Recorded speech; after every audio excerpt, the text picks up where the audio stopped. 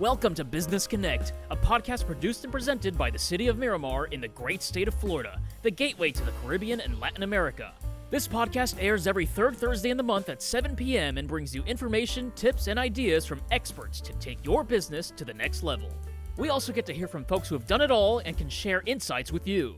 Ladies and gentlemen, please welcome your host, Johnny Douglas. Welcome to the City of Miramar's Business Connect, where we connect your business to what's important.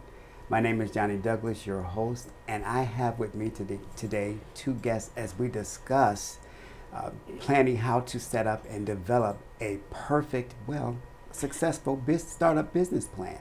I have with me today Miss Lisa Perez. How are you today? I'm doing great, Johnny. Thanks for having me.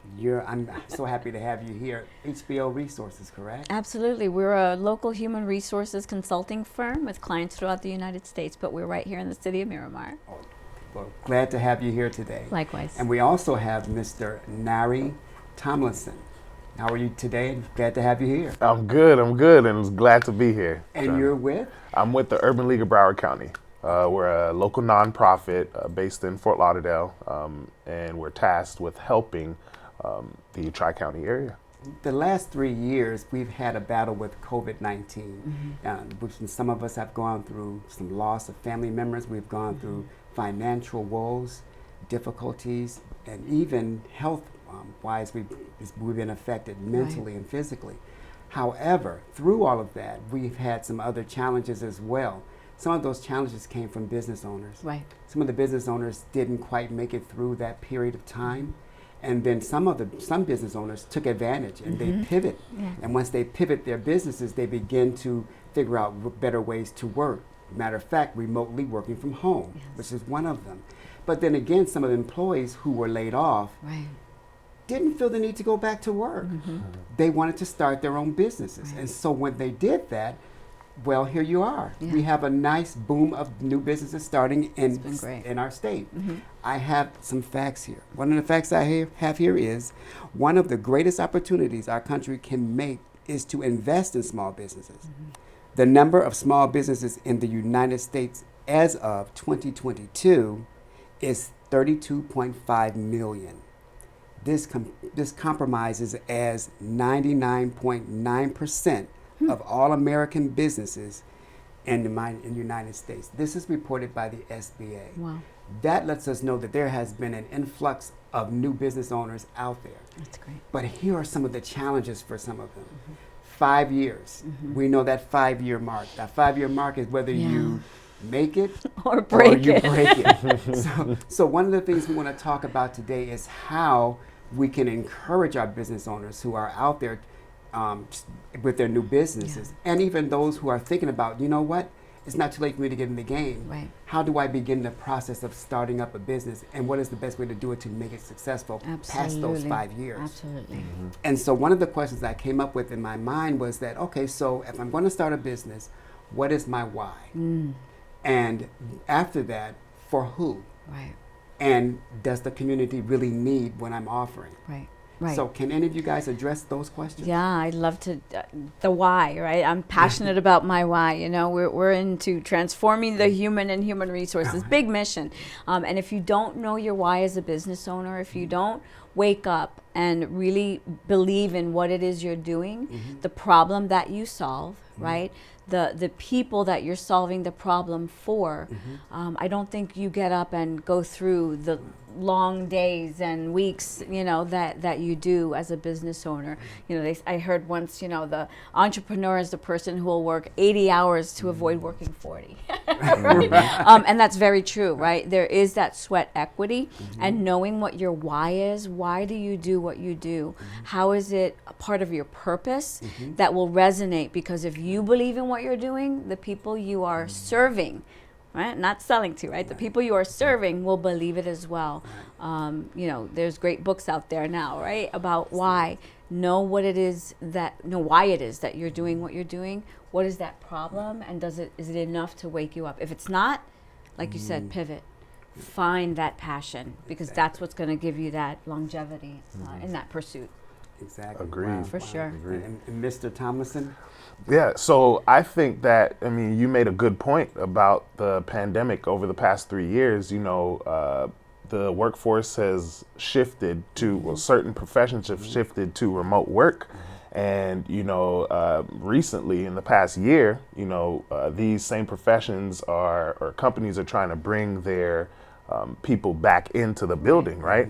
So this I believe, has caused people to reevaluate why they're doing what they're doing. Some people are just doing a job, Some people are just working because they have to feed their family, they have to sustain themselves, or, they want to live a pretty decent life, right?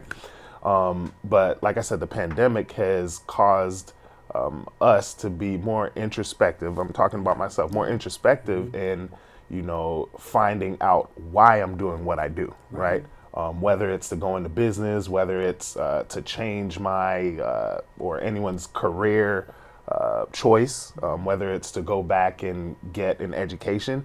I think this pandemic was a good and a bad thing. It forced us, like I said, to be more introspective. Absolutely. One of the things that I've learned over the years talking to business owners is you have to make sure that you have a business and not a hobby. Right. And that depends on how much time and effort you put into that business that you do. If you're working it on the weekends, then it's probably a hobby. If you're working it through the week and it's 24/7, it's on your mind, it becomes a job. It becomes a business. So by having said that, a good business plan. What is a good business plan? What does it look like when you put together that plan and you sit back and you read it for yourself? How does it affect you? Does it make you want to get up and start this, or does it make you say, I need to rethink this? Right. I think it does all that, and then also goes, ooh, that's a lot of work. Right. Which is why it's so important, right? And full disclosure, my firm originally launched in 1999 under a different name, and it only lasted about a year and a half. You know why? Didn't have a good business plan. I just kind of jumped off the cliff. I thought I knew HR good enough, and I did. I was the expert in HR, but there's entrepreneurial skills that are required. There's information and research that you need to be successful. So, reskilled, retooled, re-equipped, and came out 11 years ago now. And because of the business plan I put in place, now we've got success.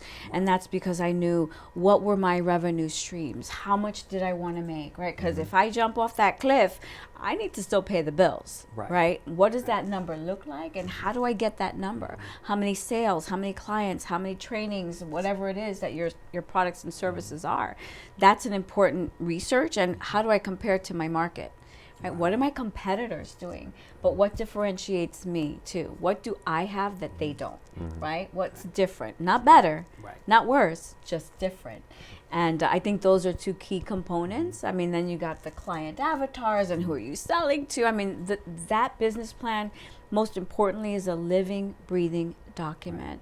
It shouldn't be written and then put up on a shelf, right? You've got to be looking at it and applying and doing what the things you set out to do, when you created it. So it's living and breathing. Right. And Miss, thank you.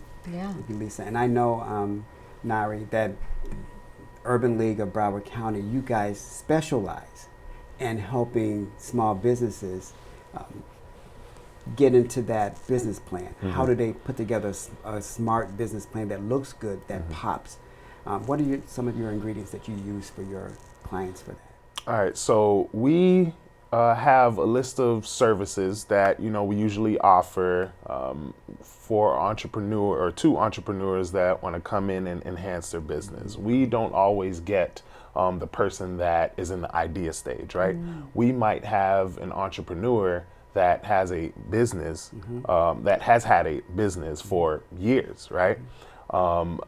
But I, in my professional opinion, would call it, a hobby that makes money, like you said, right? Because my outlook on what a business is, it's when that art meets the science, right? So when you have that coupling, that's when you have a business. That's when you're putting the research in, right? You're finding out your target markets. You're finding out the industry that you're trying to get into, right? So when that art which most entrepreneurs are the artists of their business, whether you're doing human resources Right. or making wooden chairs or doing accounting, right?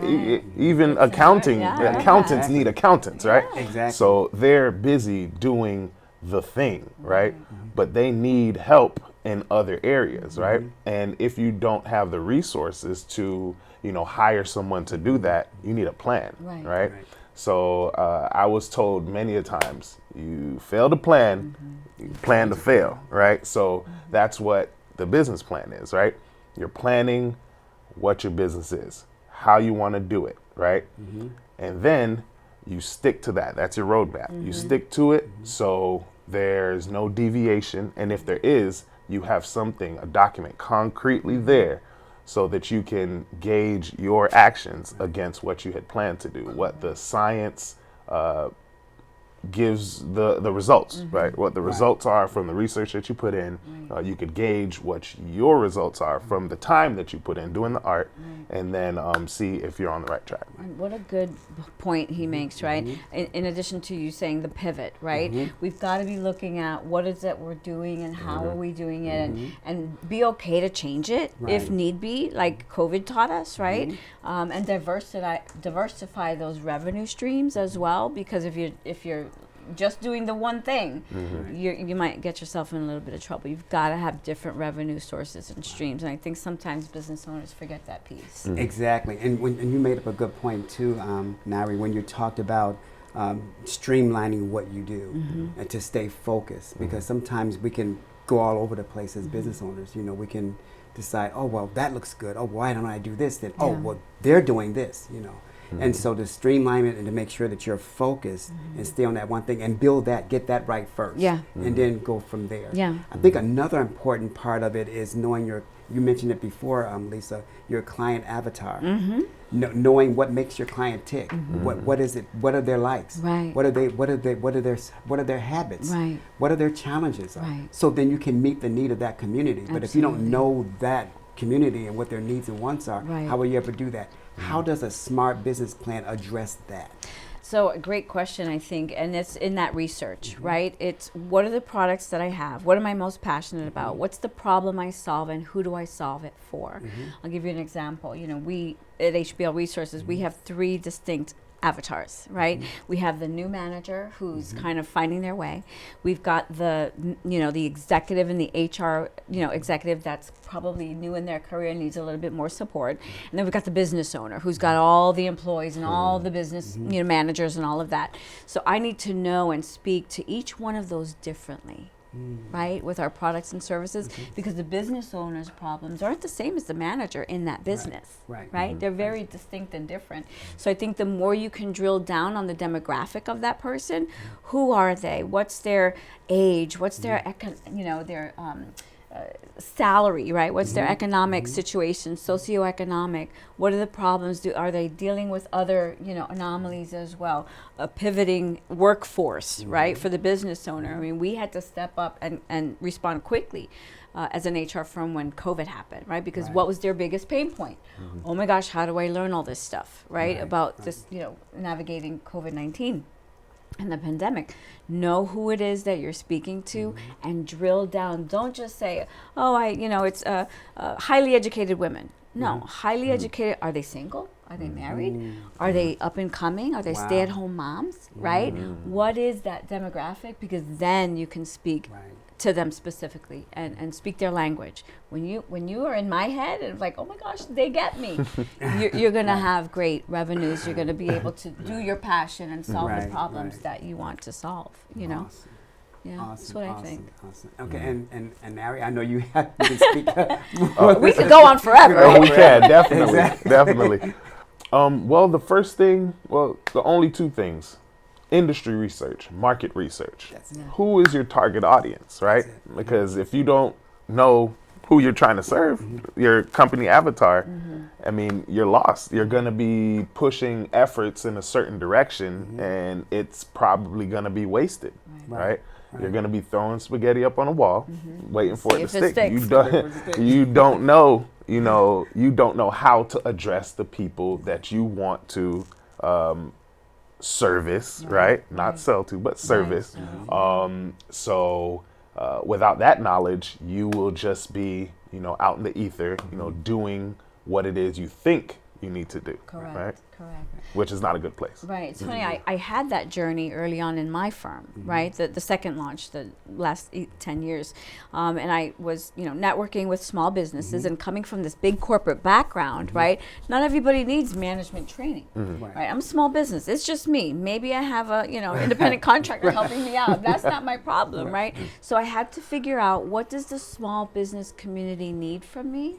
Right? What is it where are they in their business cycle? And where does HR fit in that business cycle? And once I figured that out, right, through some trial and error, because sometimes entrepreneurship is some trial and error, then I could start to serve the small business community. And I'm thankful to have many, City of Miramar businesses that, we're serving, right?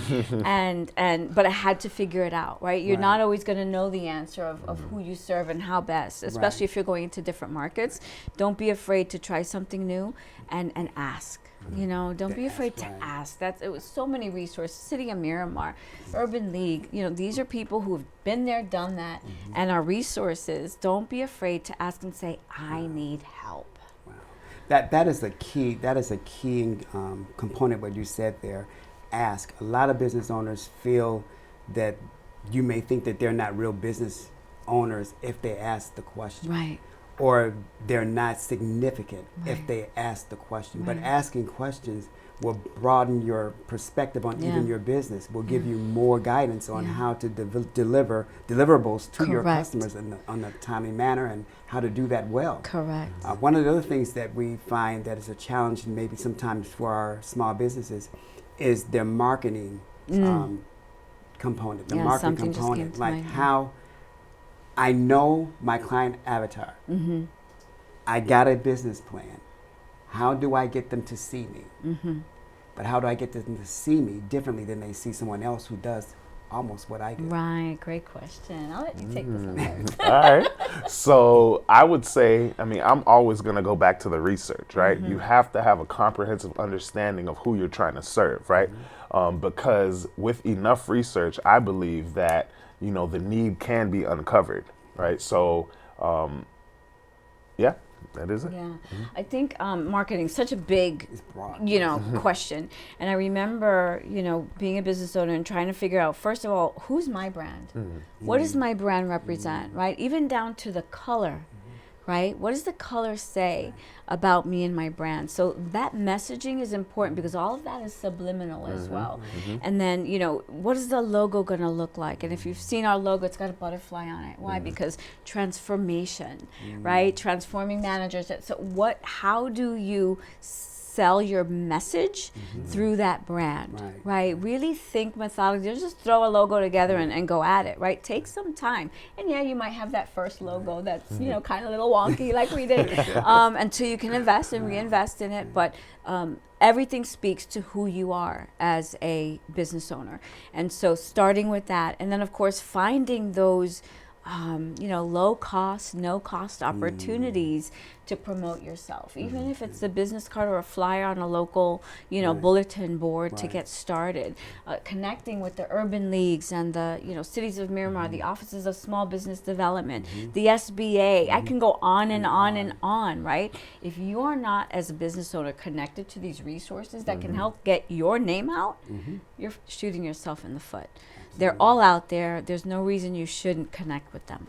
Absolutely. Yeah. So now that we have the marketing piece, and you know where your targeting audience is, and you're marketing to them, now you want to go to the bank. So Nari, I know the Broward, the Urban League of Broward County, you guys have a great program when it comes to businesses who may have a fear of walking into banks, your commercial banks, and trying to get a loan. What are some of those opportunities that you provide for small business owners?